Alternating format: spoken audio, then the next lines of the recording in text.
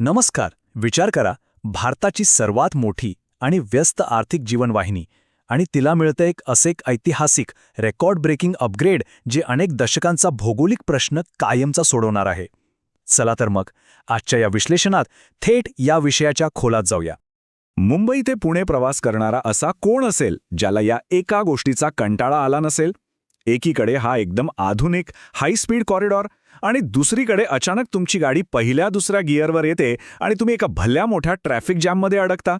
पण देशातल्या सर्वात महत्त्वाच्या एक्सप्रेसवेवर असं अनपेक्षितपणे का घडतं? कधी विचार केलाय? या सगळ्यामागचं मुख्य कारण म्हणजे खंडाळा घाटातला हा फनेल इफेक्ट.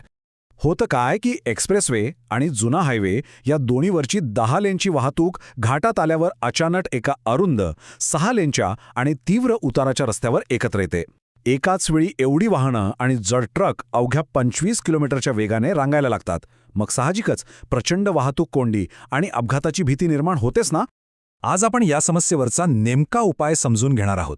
खंडाळा घाटातला हा अडथळा, त्यावरची मिसिंग लिंक, रेकॉर्ड ब्रेकिंग बोगदे, भारतातील सर्वात उंच पूल, सह्याद्रीचं आव्हान आणि शेवटी या सगळ्याचा आपल्या भविष्यातील प्रवासावर होणारा परिणाम, हे सगळं आपण पाहूया. तर सुरुवात करूया पहिल्या प्रश्नापासून. ही मिसिंग लिंक नेमकी आहे तरी काय? या फनल इफेक्टमधून सुटका मिळवण्यासाठी आपल्या अभियंत्र्यांनी एक भन्नाट संकल्पना मांडली. हा एक अत्यंत विस्तीर्ण ॲक्सेस कंट्रोल्ड बायपास असणार आहे, जो वळणं घेण्याऐवजी थेट डोंगरांमधूनच आपला मार्ग काढेल. हा फरक खरोखर थक्क करणारा आहे. जुना मार्ग बघा, जवळपास 20 किलोमीटरचा वळणदार रस्ता, तीव्र उतार आणि वेग ताशी फक्त 40 ते 60 किलोमीटर.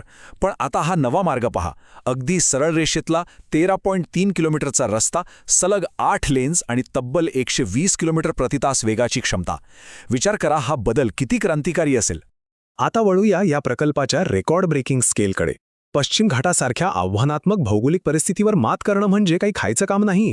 यासाठी लागणारी गुंतवणूक आणि इंजिनिअरिंगची लेव्हल दोन्हीही अगदी अभूतपूर्व आहेत. आकडा ऐकून तुम्ही थक्क व्हाल. जवळपास 6,700 कोटी रुपये.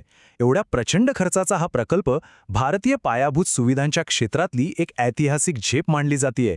एकाच प्रकल्पात इतकी मोठी गुंतवणूक, यावरूनच या कामाचं महत्त्व आपल्या लक्षात येतं. आता हे बघा, भविष्यातली वाहतूक सुरळीत राहावी म्हणून जे बोगदे डोंगरातून कोरले गेलेत ना, त्यांची रुंदी तब्बल 23.5 मीटर इतकी प्रचंड आहे. आणि हे फक्त भारतातलेच नव्हे तर आशिया खंडातले सर्वात रुंद बोगदे ठरले आहेत. आहे की नाही कमाल? आणि फक्त बोगदेच नाही, 2 डोंगरांमधली अथांग दरी ओलांडण्यासाठी इथे एक केबल स्टेड पूल उभारलाय. याचे पिलर्स किंवा खांब चक्क 180 मीटर उंच आहेत. म्हणजे हा भारतातला आजवरचा सर्वात उंच पूल बनलाय. हे खरोखरच अंगावर काटा आणणारं इंजिनिअरिंग आहे. चला आता या सबटेरेनियन मार्वल म्हणजे जमिनी खालच्या चमत्काराकडे पाहूया. या घनदाट आणि कठीण डोंगराळ भागातून त्यांनी अक्षरशः समस्येच्या खालून मार्ग कसा काढला ते आपण जरा जवळून बघूया. इथे एक अतिशय रंजक गोष्ट सांगतो. हा जो 8.9 किलोमीटर लांबीचा मुख्य बोगदा आहे ना, तो चक्क लोणावळा तलावाच्या पृष्ठभागापासून सुमारे 170 फूट खालून जातो. पाण्याचा एवढा मोठा साठा वर असताना जमिनीखाली सुरक्षितपणे असा आवाढव्य बोगदा तयार करणं हे निव्वळ आश्चर्य आहे. आता तुमच्या मनात सुरक्षेचा प्रश्न आला असेल, बरोबर? तर हा मार्ग खास शून्य मृत्यूचा मार्ग म्हणजे झिरो फॅटलिटी कॉरिडॉर म्हणून डिझाईन केलाय. इमर्जन्सीसाठी लॅटरल टनेल्स, आग विझवण्यासाठी ऑटोमॅटिक स्प्रिंकलर सिस्टम, धूर रोखणारे दरवाजे आणि ठिकठिकाणी SOS बॉक्सेस. समजा एखाद्या गाडीला आग लागली किंवा ब्रेकडाऊन झालं तरी संपूर्ण यंत्रणा ठप्प होणार नाही याची पूर्ण काळजी इथे घेतली गेलीय. पण हा प्रकल्प काही फक्त जमिनीखाली चालत नाही. डोंगरातून बाहेर पडून हा मार्ग अत्यंत कठीण अशा टायगर व्हॅलीच्या वरून आकाशातून थेट झेप घेतो. हा आहे आपला पुढचा टप्पा, दी एरियल मार्वल. बोगद्यांच्या या मोठ्या प्रवेशद्वारांना एकमेकांशी जोडणारे हे भव्य पूल पहा. हे पूल ताशी 85 किलोमीटर वेगाच्या भयंकर वाऱ्याचा सामना करण्यासाठी डिझाईन केले आहेत. वाऱ्याचा तो प्रचंड वेग आणि दरीची ती धडकी भरवणारी खोली, या परिस्थितीत हे बांधकाम पूर्ण करणं किती कठीण असेल याची आपण फक्त कल्पनाच करू शकतो. आणि म्हणूनच आपला पुढचा मुद्दा आहे सह्याद्रीवर मिळवलेला विजय. हे सगळं कागदावर जेवढं भारी वाटतं तेवढंच ते प्रत्यक्षात आणणं कठीण होतं. निसर्गाच्या अत्यंत आव्हानात्मक परिस्थितीशी आणि अनपेक्षित अडथळ्यांशी या अभियंत्यांना अक्षरशः 2 हात करावे लागले. तुम्हाला सांगतो, या बोगद्याच्या निर्मितीसाठी डेक्कन बेसाळसारख्या ठिसूळ आणि अस्थिर खडकातून खोलवर खोदकाम करावं लागलं. ही प्रक्रिया म्हणजे तारेवरची कसरत होती. एका बाजूला कामाचा वेग राखायचा होता आणि दुसरीकडे जमिनीखालची ती अनपेक्षित धोकादायक परिस्थिती. या दोन्हीत योग्य समतोल साधणं खूपच महत्वाचं होतं. याचा इतिहासही रंजक आहे. 1995 मध्ये पहिल्यांदा या पर्यायी मार्गाचा प्रस्ताव आला होता. पण विचार करा, 2 दशके ही कल्पना फक्त कागदावरच राहिली. शेवटी 2017 मध्ये मंजुरी मिळाली आणि 2019 मध्ये काम सुरू झालं. मग मध्येच आली ती जागतिक महामारी आणि भयानक पावसाळे. ह्या सगळ्या संकटांवर मात करत आता हा प्रकल्प 2025च्या अखेरीस आपल्या सेवेत दाखल होण्यासाठी सज्ज होतोय. शेवटचा आणि सर्वात महत्त्वाचा भाग, द फ्युचर ऑफ मोबिलिटी. या सगळ्या अविश्वसनीय प्रयत्नांचा, एवढ्या मोठ्या गुंतवणुकीचा आपल्याला आणि देशाला नेमका काय फायदा होणार आहे? ह्याचा परिणाम खरोखरच अफाट असणार आहे. आजच्या ट्रॅफिकमधली तब्बल 85% वाहतूक या नव्या मार्गावर वळेल.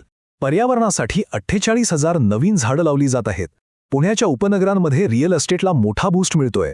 सगळ्यात महत्त्वाचं म्हणजे हा फक्त एक रस्ता नाहीये, हा एक असा नवा इकॉनॉमिक कॉरिडॉर आहे जो प्रमुख औद्योगिक क्षेत्रांना आगामी नवी मुंबई आंतरराष्ट्रीय विमानतळाशी अगदी थेट जोडणार आहे. आता तुमच्या आमच्यासारख्या रोजच्या प्रवाशांचा विचार करूया.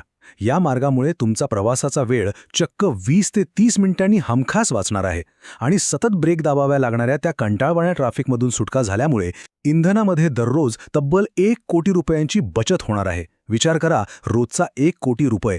हा आर्थिक फायदा किती प्रचंड आहे. ही मिसिंग लिंक आपल्याला एकच गोष्ट ठामपणे सांगते, जर आपल्याकडे योग्य दूरदृष्टी आणि इच्छाशक्ती असेल तर आपण खरोखरच डोंगरही हलवू शकतो. इंजिनिअरिंगने अशक्य वाटणाऱ्या भौगोलिक मर्यादांना कसं पार केलं हे आज आपण पाहिलं. पण मग शेवटी एक प्रश्न उभा राहतोच, असे आणखी कोणते अशक्य वाटणारे भौगोलिक अडथळे आहेत जे जिंकण्याची अभियंत्री आता वाट पाहत आहेत? या प्रश्नावर नक्की विचार करा. आणि आजचं हे विश्लेषण आपण इथेच थांबूया. अशाच माहितीपूर्ण आणि रंजक विश्लेषणासाठी नक्की जोडलेले राहा.